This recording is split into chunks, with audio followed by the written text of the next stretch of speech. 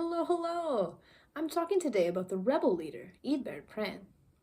He was born at some point during the latter half of the 8th century. Although we don't know his exact lineage, he seems to have been an Atheling of the royal house of Kent. Perhaps a younger son of a Kentish king, since he opted to join the church rather than the warrior class. In the later 8th century, the dominant force in Britain was indisputably King Offa of Mercia. He came to his throne amid some bloodshed in 757, and once he subdued all of his rivals in Mercia, he worked to extend his considerable power over all of his neighbors. By intervening in succession disputes, arranging crucial marriage alliances, and by simply showing up with his army at the right time, Offa ensured that his influence was felt everywhere, and the kings who resisted him were made to feel very sorry. In the little kingdom of Kent, a series of desperate kings worked to assert their autonomy. But the result, by 785, was that Offa deposed them and erased the Kentish kingship entirely. Annexing Kent to Mercia, he reduced the once great kingdom to merely a region within his own domains. By this time, the priest, or perhaps former priest, Eadberht Praen, had fled from Kent and taken refuge at the Frankish court of none other than Charlemagne.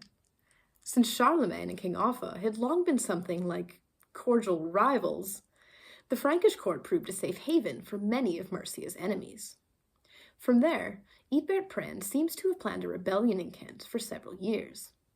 He finally seized his opportunity circa 796, probably shortly after Offa's death in July that year. Likely bolstered by Frankish aid, he crossed the Channel to great acclaim, and he quickly revived the ousted throne of Kent for himself. There were many who rallied to his side, eager to be free of the Mercian yoke. But there were others who feared or even longed for Mercian power. The pro-Mercian Archbishop Ethelhild of Canterbury panicked and fled his diocese altogether.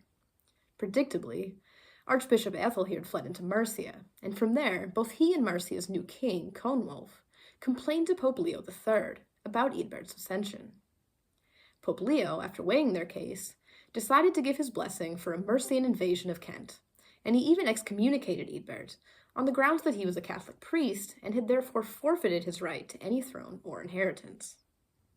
So, in 798, King Coenwulf of Mercia marched into Kent and subdued its people again. The excommunicated Eadberht Praen was not only deposed but captured and, according to the Anglo-Saxon Chronicle, led bound into Mercia. This is the last that we definitively see of Eadberht Praen. A near-contemporary chronicle reports that he was afterward punished by being blinded and by having his hands cut off. But a much later chronicle claims that he was actually released and lived his days in peace. Well, given the mood in Mercia at the time, it was probably not a pleasant end for him. Although he reigned for less than 2 years, Eadberht Praen is fondly remembered as the last king of an independent Kent, since that kingdom was ruled then by Mercia, and later Wessex, until it was integrated into the greater kingdom of England. That's the life of Eadberht Praen. Thank you so much for watching.